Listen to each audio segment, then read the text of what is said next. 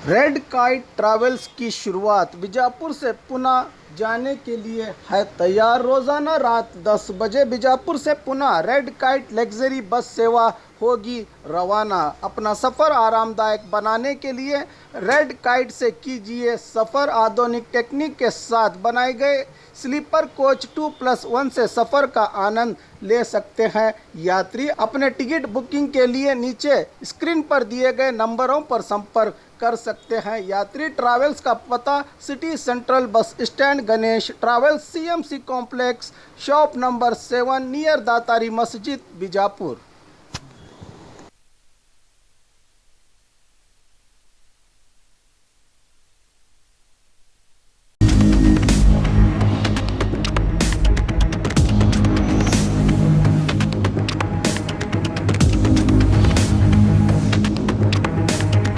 स्वागत है आपका बी न्यूज़ नेशन में। मैं हूं आबिद हुसैन शेख।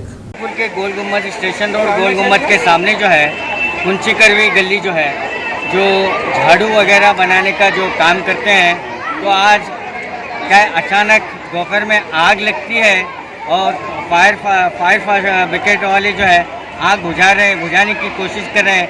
कितना नुकसान हुआ है, क्या हुआ है, क्या माल था, क्या कारण हो सकता है।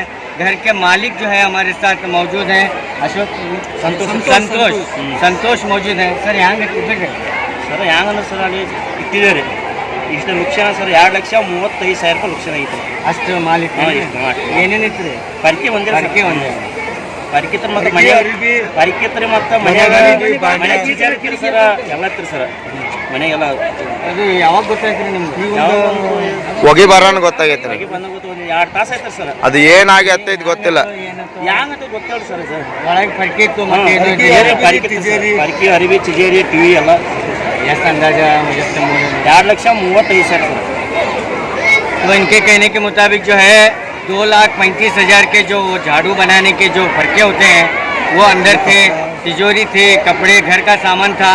अचानक घर में से धुआं आने के बाद पता चलता है कि पूरी तरह से आग पकड़ ली है और फायर ब्रिगेड वाले जो है कोशिश कर रहे हैं आग बुझाने की।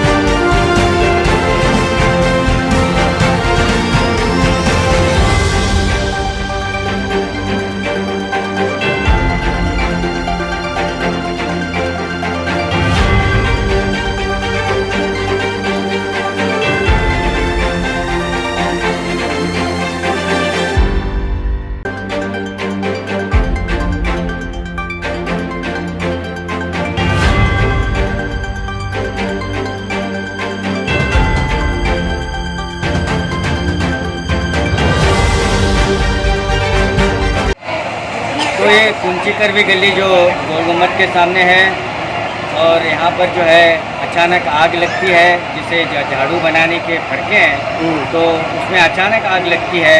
लेकिन फायर ब्रिगेड वाले आकर आग बुझा रहे हैं। लेकिन घर के मालिक के कहने के मुताबिक 2 से 2.5 लाख के करीब यहाँ का ये जो मोहल्ले का ये जो सामान था, इस फड़के के अलावा घर का सामान भी जलकर खाक हुआ है।